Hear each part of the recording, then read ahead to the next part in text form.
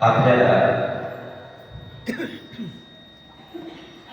म्हणजे कोणाला नेमकं देहधारी माणसाला का जीवात्म्याला? परंतु देहामध्ये असलेल्या जीवात्म्याला. निष्ठा देह असेल तर त्याला अर्थ नाही, नसुद्धा जीव असेल तरी त्याला काही फायदा नाही, उपयोग नाही. म्हणजे त्याला व्यक्त स्वरूपामध्ये ज्यावेळेस कुठलं तरी देह धारण करेल त्यावेळेस त्याला सुख दुःखाच्या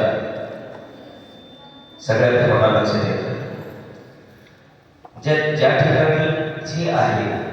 मग अशा प्रकारे महानुभाव पंथाची जी शिकवण आहे, सर्वज्ञ श्री चक्रधरप्रभूंनी जे आपल्याला ज्ञान सांगितलेलं आहे, जी जाणीव करून दिलेली आहे, जी ओळख करून दिलेली आहे, ती कशा प्रकारची ओळख करून दिलेली असेल बरं?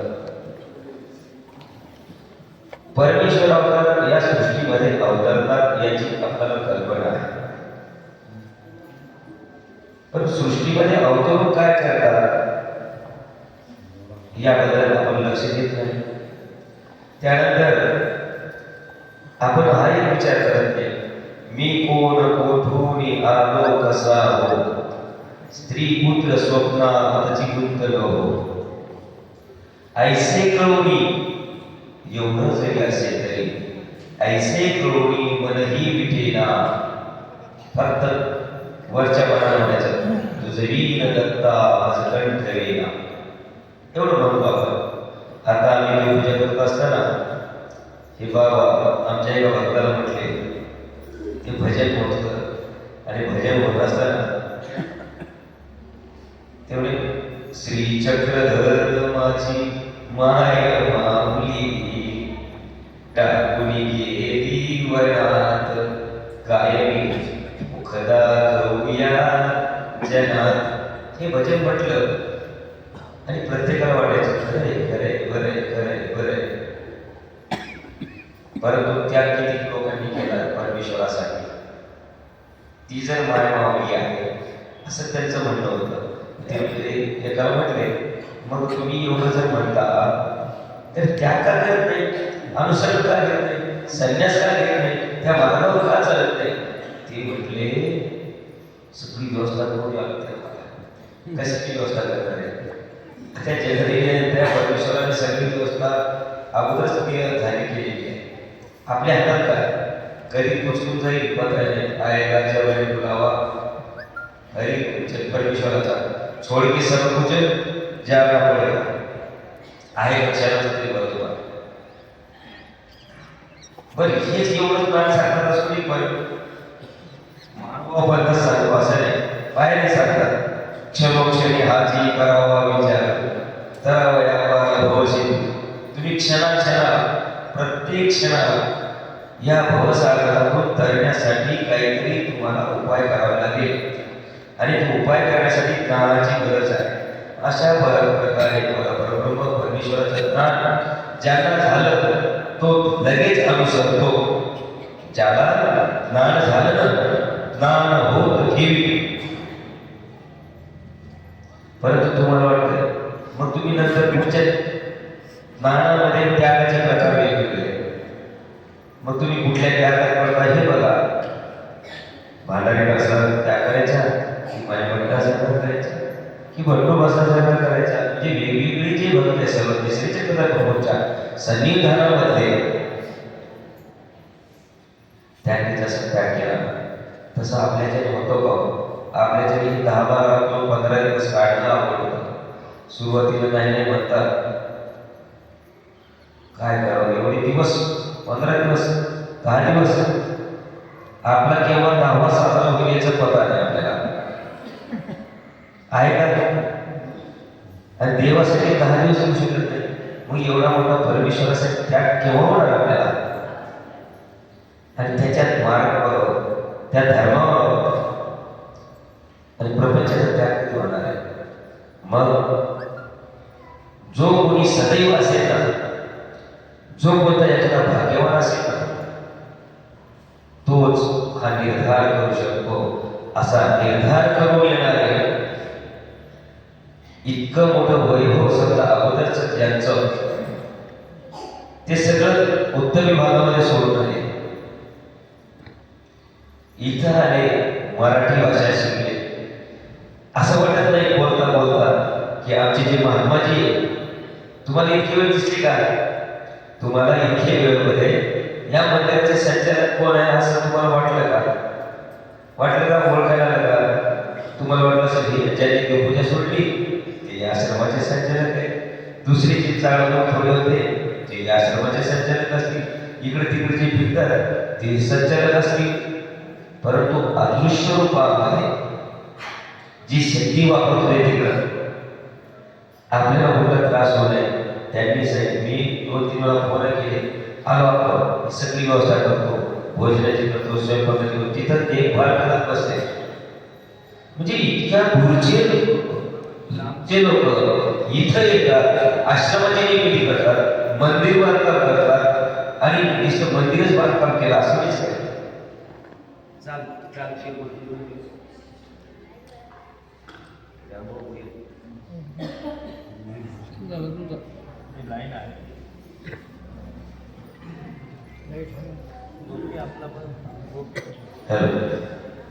चांगली मोठी मंदिरं तयार करतात, म्हणजे माणसं घडवतात.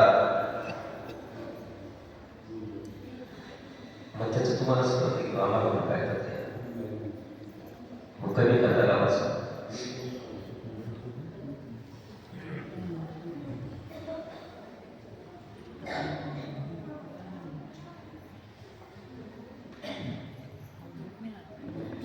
हॅलो, आवाज येतो का? घुमतोच बोलतात.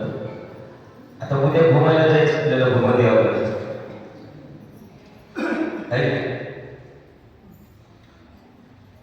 हॅलो,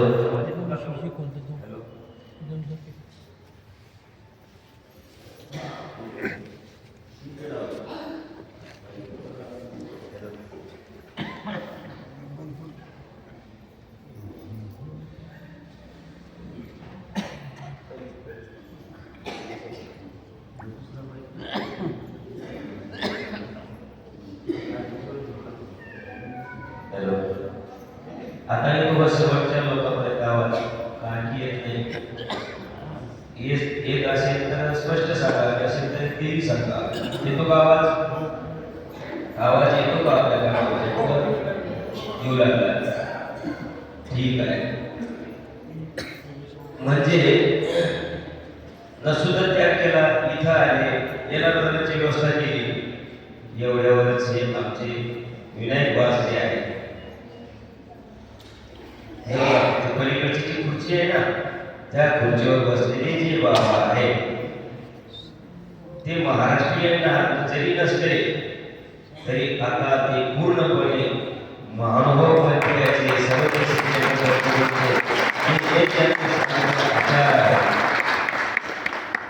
तिकडचा अभिमान सगळा सोडला आणि महाराष्ट्राचा अभिमान घेऊन या ठिकाणी आश्रमाची मंदिराची उभारणी केली. कशासाठी केली? आमच्या सर्वदेशीच्या पद्धतीची शिकवण आहे की आपण सेवादाशी केलं पाहिजे. कुणाचं सेवादाशी करायचं? हलत्या सध्याचं आंधळे वगैरे गोळे लंगडे पांगळे याची सेवादाशी करायचं. यासाठी केली का सर्वची? यासाठी नाही. माझा जो ईश्वरीचा परिवार आहे, देवाचा जो परिवार आहे ना, त्या परिवाराची माझ्याकडून सेवा केली पाहिजे. जी काही चटणी भाकरी आहे, माझ्याकडून जे जे शक्य होते ना, वृक्षांना कसरत नाही.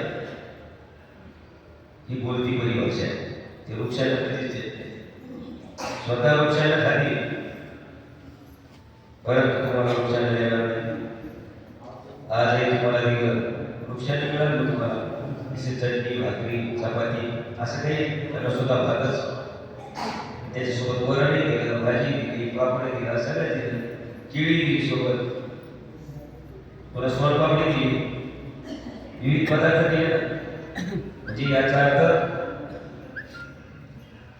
हा जो आश्रम आहे, या आश्रमाच्या आणि मंदिराची निर्मिती ज्या उद्देशासाठी, तो उद्देश पूर्ण करण्यासाठी ब्रह्मविद्याशास्त्र तर त्यांचं चांगलं आहे, भारतातच आहे.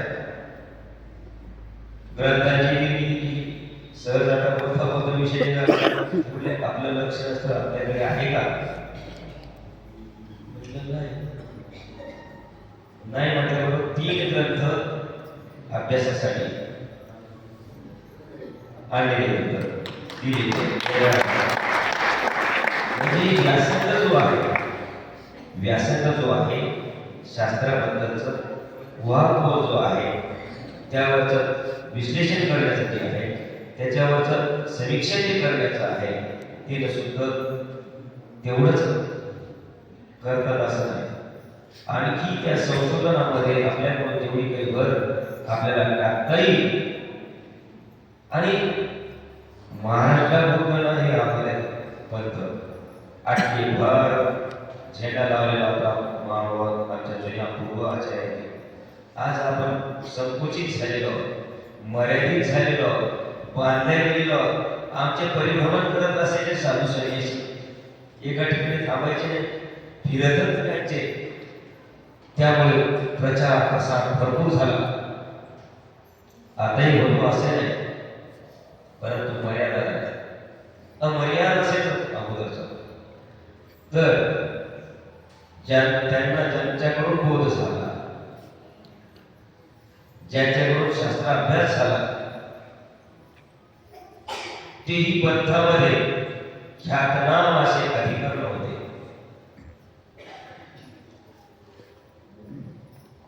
अजून असं व्यक्तिमत्व होत पंथामध्ये, त्यांच्याकडे त्यांनी अभ्यास केला. अशा या आमच्या विनायक पारशी अगोदरचं जुनं नाव तुम्हाला सांगायची गरज आहे. परिसरामध्ये कोणाला विचारलं बीबी महात्माजी म्हटलं की समजलं, पण विनायक पारशी म्हटलं कुठले असतील म्हणजे जुन्या नावावर त्यांची जास्त ओळख आहे. आपण पत्रिकेमध्ये नाव टाकलेलंच आहे. असे आमचे महात्माजी साधं सिंपल जीवन करतात. इस्त्रीचे कपडे वाटतात तुला आहे का? कोणी इस्त्री छाप म्हणजे एवढं मोठं आहे, कसं असायला पाहिजे, ढापटी स्वच्छ, पण काही सेवाभाव सर्व ते श्रीचक्र प्रभूचे जे विचार आहे, जो आचार आहे, तो ज्यांच्या अंगी रुजलेला आहे. असे जे राहतात ना ते साधे सोयीचे राहतात. त्यांनी विचार केलेला असतो फक्त देवासाठी जगायचं, आपल्याला फक्त सेवन करायचं. कशासाठी करायचंय? देवासाठी करायचंय. क्षेप व्हायचंय देवासाठी क्षेप व्हायचंय. परंतु क्षेप होत असताना देखील नित्य आणि निमित्त विधीचे असतात. म्हणजे आपण जेवण्यापेक्षा पुढीला सुद्धा या थोर होते. या उक्तीप्रमाणे दुसऱ्याने जास्तीत जास्त चांगलं खाऊ घालावं, आपण वृक्षांना खावं. तर अशा प्रकारचे हे आमचे विनायक वासजी. कारण विनायक वासनाचं ज्यावेळेस आपण त्या स्मृतीस्थळाकडे जाऊ, विधीकडे जाऊ, तर ते नाव ज्यावेळेस त्यांना प्राप्त झाले ते विनायक वास अगोदरचे जुनी जी होते परंपरेचे, त्यांचा आचार, त्यांचा विचार, त्यांचा त्याग हा मोठा आहे. आणि त्या नावाप्रमाणेच ही आमचे विनायक वासजी वागतात. तर ज्यावेळेला आम्ही नियोजनाला आलो, नियोजन झालं, रात्रीच्या वेळेला आलो, सायंकाळच्या वेळेला भेटलो आणि म्हणजे काय हरकत नाही, अशा भरपूर येतात, तुम्ही चिंता करू नका. पण मग आम्ही ज्यावेळेस ते शास्त्री बाबा म्हणजे भोगरचे शास्त्र आलो आणि आल्यानंतर आणखी काही निश्चित झालेलं नव्हतं तिथं. ते म्हटले बघा माझी प्रकृती तुम्हाला निश्चित आहे, तिला बऱ्याच वर्षापासून बघतो. कुणाला श्रीधरानंदची शास्त्री बाबा अशी काळी कोळी हवेची झुळूक जर आली तर पडण्यासारखी आपल्याला कटमकटी यासारखं आहे त्याची तब्येत. ते म्हणजे मग मी म्हणजे फक्त पोट गाऊ शकतो. म्हणजे तुम्ही काय करा, आम्हाला फक्त दुपारचं पुढचं जे जायचं आहे ते सांगा. मग त्यांनी भोसले वस्तीचं सांगितलं. मी इथं आलो, म्हटले तुम्हाला जिथे कुठे पण म्हटलं आमचे विनायक वासी काय म्हटले माहिती का, तुम्हाला जिथे कुठे कमी पडेल ना तिथं मला सांगा.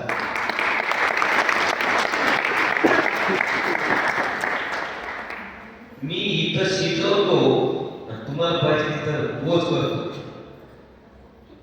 कशाबद्दल आहे, कशाविषयी, काय कारण असावं, तर त्याला तत्वज्ञान, त्याचं ज्ञान, आणि म्हणून ज्यांच्याकडे ज्ञान आहे ते ज्ञान ठेवतात. तर अशा प्रकारचे महात्माजी दुसऱ्या वेळेस आलो, त्याची भेट झाली नाही. पत्रिका पोस्टर द्यायच्या वेळेला त्यावेळी भेट झाली नाही. ती गेलेली बाहेर आणि तारीख सांगा मला. तारीख सांगितली, पत्रिका घेऊन गेलो आणि परवाच्या दिवशी म्हणजे आपली जी थोडीशी घटना म्हणजे दुर्घटना घडली.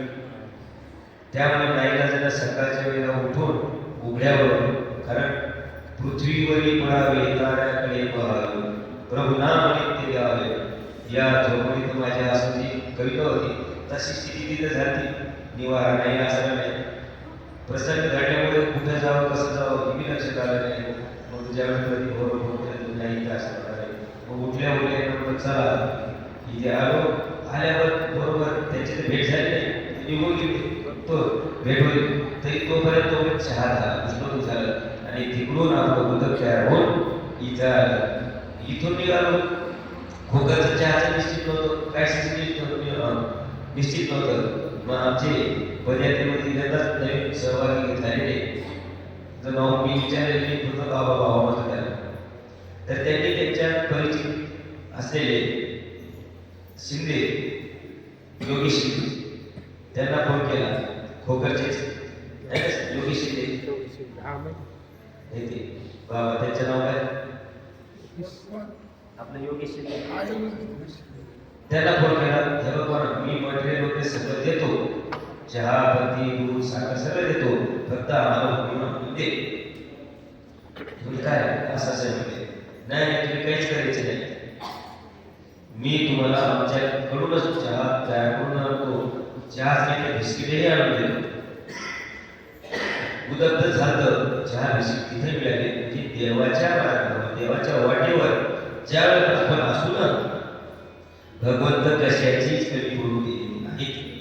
तर कमी पडू देतात, वेळ एखादा मार्ग पडू होईल, परंतु तृप्तता अतृप्त नाही, तृप्त होईपर्यंत तुम्हाला मिळतं. फक्त परमेश्वरचं रात्रंदिवस अष्टोप्रहर तुमचा प्रयत्न पाहिजे की नामस्मरणाचा, दुसरा कुठलाच नाही.